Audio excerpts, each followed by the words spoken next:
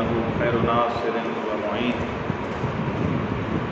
وصلى الله على سيدنا ونبينا أبي القاسم محمد اللهم صل على محمد.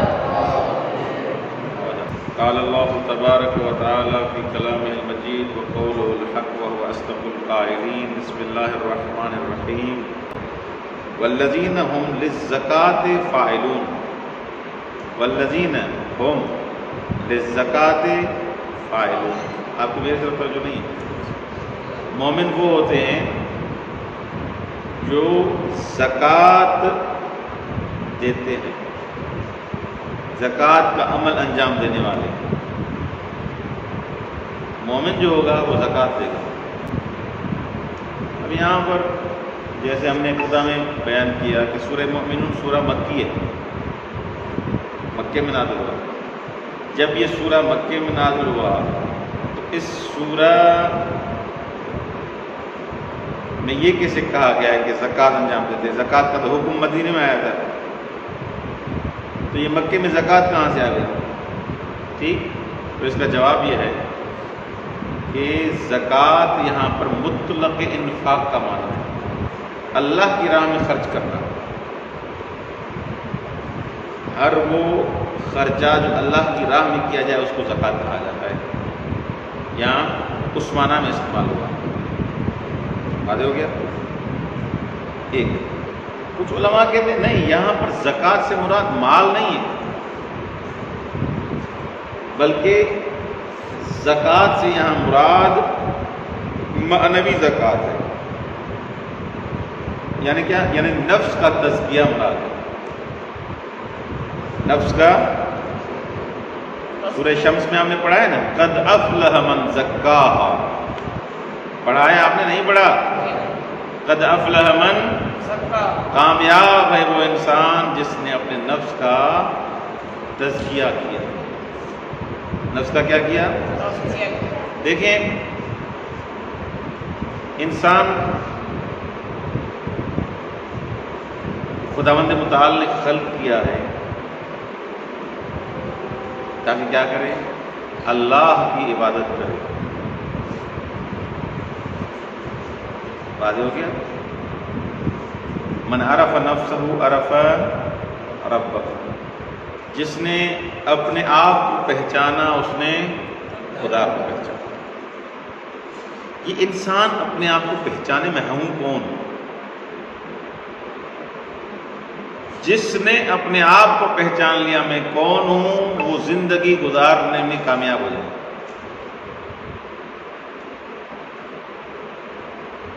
تو زندگی گزارنے میں کیا ہو جائے گا؟ وہ کیسے؟ دیکھیں، مجھے خداوند متعال نے خلق کیا. میرا خالق کون ہے؟ اللہ خالق. اللہ نے مجھے کیا کیا ہے؟ پیدا کیا ہے، خلق کیا ہے. اب جب اللہ نے خلق کیا ہے، میں اگر کوئی کام دنیا میں انجام دیتا ہوں، کوئی کام نہیں دنیا میں اگر انجام دوں، کوئی کام نہیں، تو پہلے دیکھتا ہوں نا کہ یہ کام کتنا فائدہ دے گا، پرافٹ کتنا ہوگا، فائدہ کتنا ہوگا. اس کام میں نقصان تو نہیں ہے، یہ کام کرنے سے میری زندگی تباہ تو نہیں ہو جائے گی. اچھا، یہ کام میری مثلا تجارت اگر کر رہا ہوں، بزنس اگر کوئی کر رہا ہوں، تو 1000 بار سوچتا ہوں یار میرے پاس کل ٹوٹل جو ہے وہ کتنا ہے؟ 1,00,000 روپیہ ہے. 1,00,000 روپیہ جو میں یہاں پر صرف کروں گا، خرچہ کروں گا، مجھے لاس تو نہیں ہوگا، نقصان تو نہیں ہوگا. کبھی پرویز سے مشورہ کروں گا، کبھی غلام نبی سے مشورہ کروں گا، کبھی سید عرفان سے، کبھی شرافت سے. میں آپ ماہر ہیں بزنس میں، آپ سے پوچھ رہا ہوں کہ یہ میں یہاں پر لگا رہا ہوں، نقصان تو نہیں ہوگا. پھر مختلف مشوروں کے بعد، عقل مند کی بات کر رہا ہوں، جاہل کی بات نہیں کر رہا. عقل مند ایسے ہی کرے گا. مشورے لینے کے بعد، سوچ وچار کے بعد، یہ پھر جا کے وہ 1,00,000 خرچ کرے گا تاکہ مجھے نقصان نہ ہو، فائدہ ہو اور میری زندگی کا چرخہ چل سکے. یہ عام انسان کی بات کر رہا ہوں. میں اگر کام کروں گا تو ایسے کروں گا، آپ اگر کام کریں گے تو ایسے کریں گے. صحیح ہے؟ وہ خدا جو ہمارا خالق ہے، وہ خدا جو ہمارا جو عقل کا بھی خالق ہے، انسان کا بھی خالق ہے، اس نے ہمیں ایسے ہی خلق کر دیا ہے۔ ہم چھوٹی چیز کے لیے اتنا سوچتے ہیں، مشورہ کرتے ہیں، بھاگتے ہیں، دوڑتے ہیں تاکہ نقصان نہ ہو۔ کیا خدا نے یہ سارے اتنے انسان ایسے ہی خلق کر دیے ہیں بغیر کسی ہدف کے؟ نہیں، کسی ہدف کے مطابق خلق کیے ہیں۔ ٹھیک، کسی ہدف، کوئی مقصد، کوئی ویژن ہے، کوئی مقصد ہے جس کے مطابق انسان کو، کون سا مقصد ہے؟ عقل مند انسان اس کے بارے میں سوچے گا، ہاں سوچے گا نا کہ خدا نے مجھے خلق کیوں کیا ہے؟ کھانا پینا اور یہ بس ہونا اور ختم نہ، خلق کو کیا، یہ تو جانور بھی کرتے ہیں، مجھے کیوں خلق کیا ہے انسان کو؟ ہم نے جب قرآن کی تعلیمات کو دیکھا، قرآن کی آیات کو دیکھا، اے انسان تجھے خلق کیا گیا ہے کس کے لیے؟ عبادت کے لیے، معرفت پروردگار کے لیے تمہیں خلق کیا گیا۔ روایات میں ہم پڑھتے ہیں کہ یہ معرفت پروردگار، یہ عبادت تب نہیں حاصل ہوگی جب تک انسان اپنے آپ کو نہیں پہچانے گا۔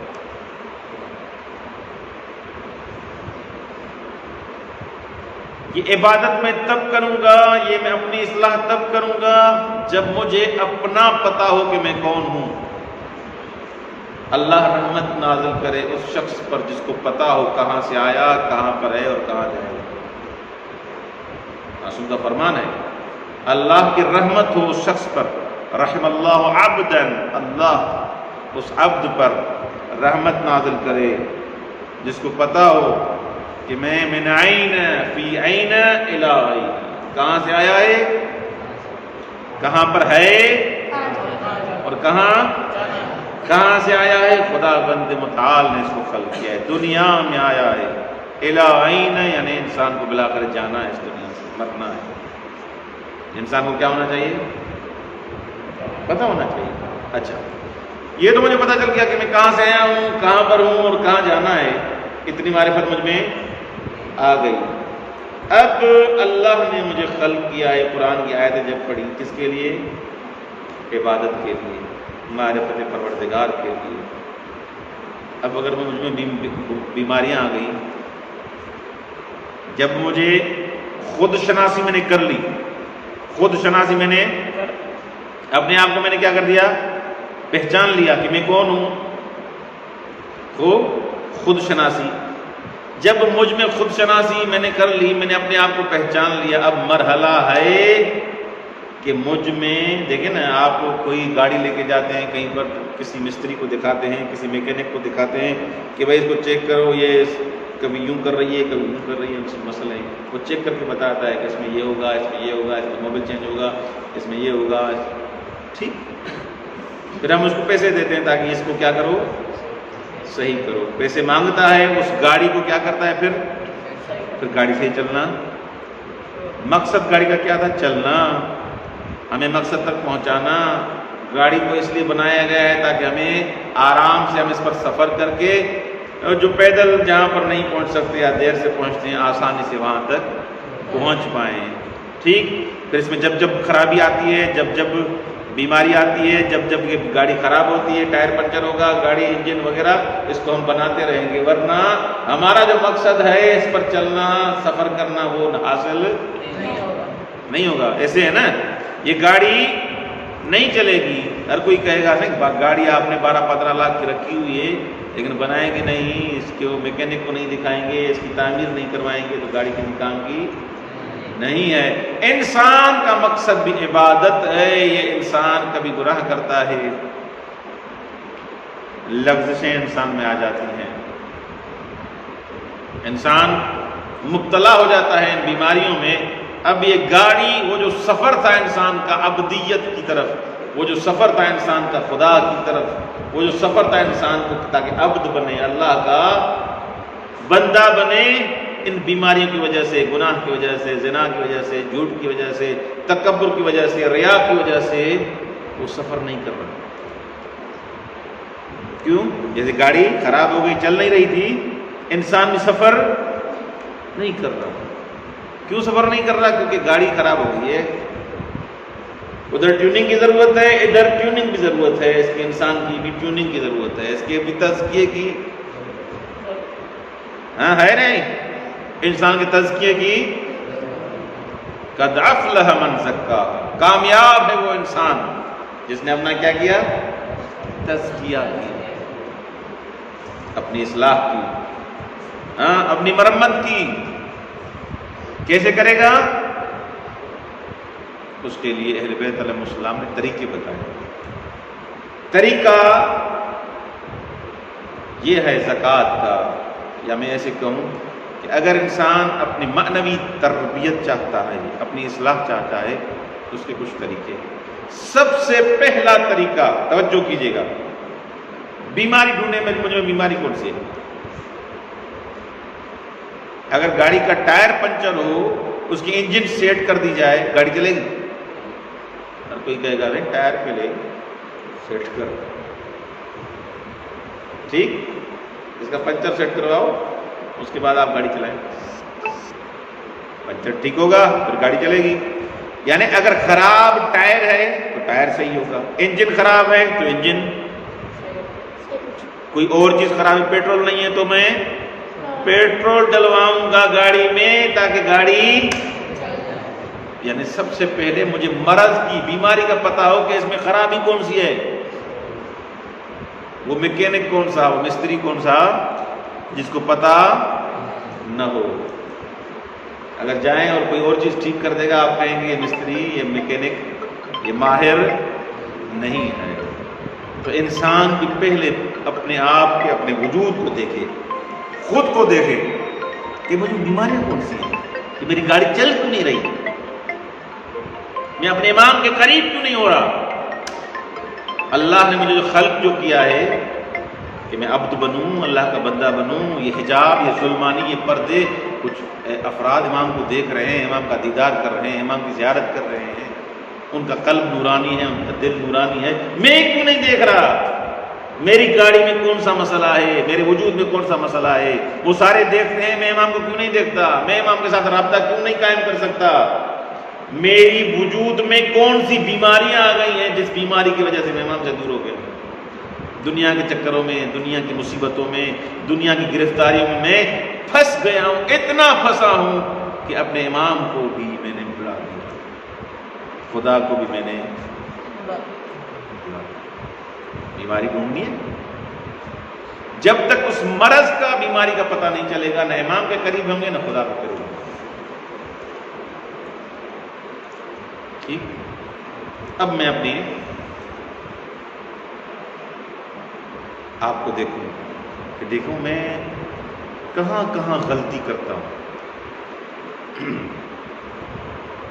گاڑی کو دیکھتے ہیں نا، پہلے وہ جو ماہر ہوتا ہے، جو میکینک ہوتا ہے، گاڑی کو تھوڑا روڈ پہ لے کے جاتا ہے، صحیح اس پہ ٹرائی کرو، تو کہتا ہے اس میں یہ خرابی ہے، یہ اس کا بنے گا. ہم کیسے پتا چلے ہمیں کہ مجھ میں کون سی خرابی ہے، بیماری ہے؟ ٹھیک ہے، کوئی اور اصلاح نہیں کرے گا ہماری، کوئی اور ہمیں، ہاں کوئی اصلاح کرے گا جب ہم اس کو بتائیں کہ مجھ میں یہ بیماری ہے. لیکن سب سے اچھا مربی انسان کا خود انسان ہے. اگر خود انسان نہیں چاہے گا تو ٹھیک ہو پائے گا؟ اس کو نبی ٹھیک پر کر پائے گا؟ امام کیونکہ جبر نہیں ہے. انسان کو اللہ نے مجبور خلق، نبی کے دور میں ہوتے تھے، منافق ہوتے تھے یا نہیں؟ کافر تھے یا نہیں؟ ہاں یہ لوگ تھے نہیں تھے؟ اگر سب کو اللہ علی والا بناتا، سب کو مسلمان بناتا، تو اللہ کے لیے کوئی مسئلہ تھا؟ نہیں. لیکن اللہ نے سب کو کیا کیا ہے؟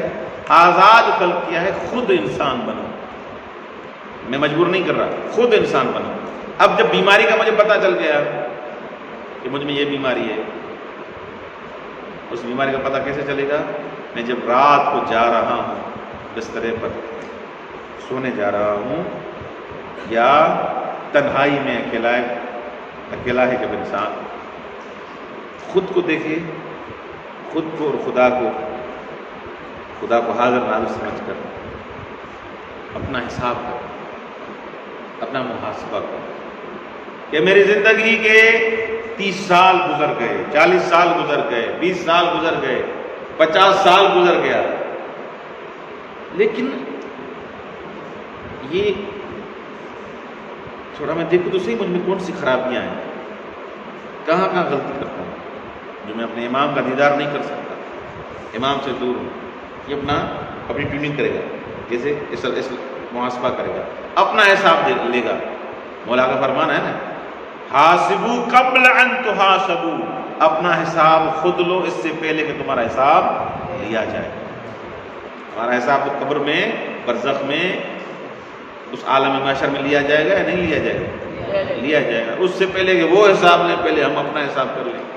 جو میں اپنا حساب لوں گا، اپنی اصلاح بھی کر سکتا ہوں، اپنی تعمیر بھی کر سکتا ہوں، اپنی تربیت بھی کر سکتا ہوں، لیکن مرنے کے بعد کوئی کچھ نہیں ہوگا، جو کیا سو ختم۔ اب جب سونے جا رہا ہوں، اکیلا ہوں، بستر پہ جا رہا ہوں، معصوم فرماتے ہیں جاؤ چیک کرو اپنے آپ کو، صبح سے رات تک تم نے کیا کیا، مثلا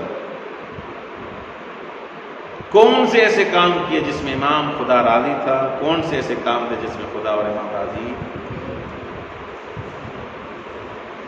نہیں تھا۔ کاغذ قلم لے، لکھے، اپنی ڈائری میں لکھے، آج صبح میں نماز شب کے لیے اٹھا تھا، ہاں تو رائٹ، نہ تو ضرب لگا تھا۔ آج میں نے امام کے لیے دعا مانگی تھی، پیسوں کے لیے دعا مانگی، نوکری کے لیے دعا مانگی، شادی کے لیے دعا مانگی، یہ دعا مانگی، وہ دعا مانگی، امام کے لیے دعا مانگی، اگر مانگی تو شکر خدا پروردگار انجام دے، ہاں رائٹ کر دے، کلک کر دے، اگر نہیں تو ضرب لگا دے، آرام آرام سے۔ تو اچھا آج سارا دن میں نے جھوٹ بولا تھا؟ نہیں بولا تھا۔ اگر بولا تھا، غیبت کی تھی سارا دن میں نے، کس کی؟ برائی کی تھی، کسی کا ایسا تذکرہ جو اس کو اچھا نہ لگے، ایسا کیا تھا میں نے؟ کسی پہ تہمت تو نہیں لگائی؟ اچھا میں نے کسی کو گالی تو نہیں دی آج، کسی کو برا بھلا تو نہیں کہا؟ وہ لکھتا جائے، لکھتا جائے، لکھتا جائے، لکھتا جائے، لکھتا جائے۔ یہ 24 گھنٹے کا حساب کتاب ہے، 24 آورس کا کیا ہے یہ حساب کتاب ہے۔ اس 24 گھنٹے میں دیکھیں کہ میں کن کاموں سے اللہ کے نزدیک ہوا اور کن کاموں سے اللہ سے دور ہوا۔ اب جب حساب پورا کر لے، اس ٹائم عہد کرے اپنے ساتھ، خدا کے ساتھ وعدہ کرے، پروردگارا آج کے بعد یہ گناہ نہیں کروں گا، تم مجھے توفیق دینا کہ میں اس وعدے پر عمل کر سکوں۔ ٹھیک ہے، یہ کیا کرے؟ مشارطہ کرے اپنے ساتھ، شرط کرے اپنے ساتھ، عہد کرے اپنے ساتھ، وعدہ کرے خدا کے ساتھ، امام کے ساتھ، پروردگارا آج تک جو گناہ کیا سو کیا، آج کے بعد میری بس۔ پہلا مرحلہ یہ ہے کہ اپنا کیا کرو؟ اپنے ساتھ شرط کرو، آج کا دن تمہارا کیسا گزرا۔ یہ پہلا مرحلہ ہے تزکیے کا۔ اگر اپنی اصلاح چاہتے ہو، سب سے پہلا کام یہ ہے کہ اپنی بیماری ڈیٹیکٹ کرو، اپنی بیماری ڈھونڈو، سرچ کرو کہ تمہارے وجود میں، میرے وجود میں بیماری، مرض کون سا ہے؟ تکبر کا، ریا کا، غیبت کا، گلا کا، زنا کا، گالی دینے کا، تہمت کا، فحاشی کا، نامحرم کی طرف دیکھنے کا، کون سی بیماری ہے؟ وہ بیماری پہلے ڈھونڈو، پھر اس کا علاج کرو۔ جب تک خود علاج نہیں کرو گے، یہ ایسی بیماری ہے جس کا کوئی بھی علاج نہیں کر سکتا۔ قد افلح من زکا، کامیاب بھی وہی ہے جس نے اپنا تزکیہ کیا، اپنی اصلاح کی۔ جس نے اپنی اصلاح نہیں کی وہ کبھی بھی کامیاب نہیں ہو سکتا۔ خداوند متعال سے دعا ہے کہ ہمیں آیات قرآنی کی تلاوت کرنے کی اس عظیم مہینے میں سعادت نصیب فرمائے اور ان آیات الہی پر عمل کرنے کی توفیق عنایت فرمائے۔ والسلام علیکم ورحمۃ اللہ وبرکاتہ۔